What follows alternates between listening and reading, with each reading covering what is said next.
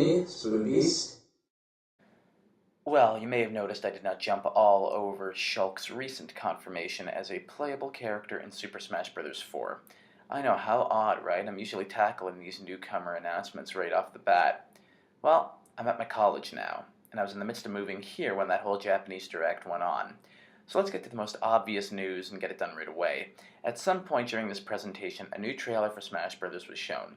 In this particular trailer, we see Bowser fumbling around the new and amazing looking Xenoblade base stage, and he's taken out by a debuting Shulk, who lets us know that he was really feeling it.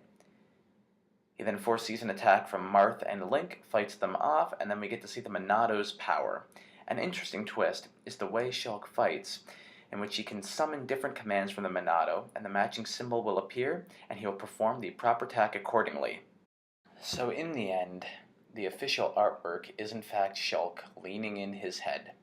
Remember when those leaks first came around and everyone claimed that his head was in the exact same position as Little Mac's, and it was an obvious Photoshop? I did think the artwork looked far too good and Shulk-like to be a tweak of Little Mac, which made me believe it had a cred of legitimacy. And now it turns out to be even more real than it was after the leaked gameplay. So, how much of you still feel that Shulk and Little Mac are leaning in the same direction, huh? I, for one, am very happy that another newcomer I had interest in seeing in this game has made it, and that being officially so. And if we're talking based on leaked information, a good half of the characters I wanted to see in this game, as newcomers, have also made the cut.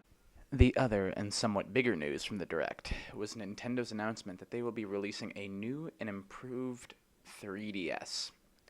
All I have to ask is, why? What was wrong with the 3DS that's currently on the market already? I've heard absolutely zero complaints about the current 3DS, and an abundance of great things about it. Right.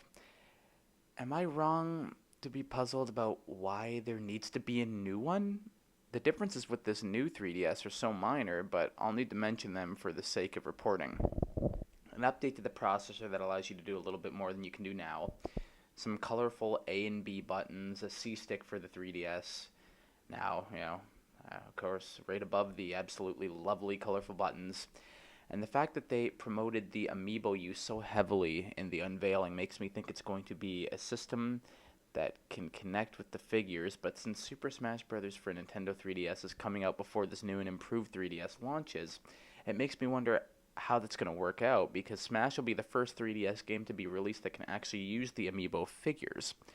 Perhaps that Amiibo market will just have to wait to get the fourth Smash game after the new Nintendo 3DS comes out. Again, I'm failing to see what was wrong with the current Nintendo 3DS in the first place to warrant this launch of a new one. Also, Super Smash Bros. For Nintendo 3DS and Wii U has been rated E10 and up. Thank gosh for that, because the little bit of cartoon brawling there in those games being rated teen for the last two of them, Melee and Brawl, was entirely ridiculous to me.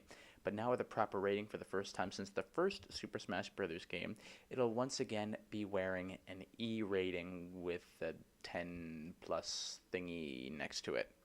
Still better than a T for teen rating. As always, guys, it would be greatly appreciated if you were to follow me on the Facebooks, Twitters, and Instagrams of this world. These social media outlets are always a great way of staying connected to me in between all of my YouTube activity. Also, do feel free to drop a comment on this video on my channel, or hell, even add me up on Skype to discuss all things gaming and even request a few ideas. On that note, I'm a frequent co-host of the I Got Gameplay podcast for RetroUnlim.com. It airs live every Saturday night at 8 p.m. Eastern Time. Hope to see you there, and have a good one, folks.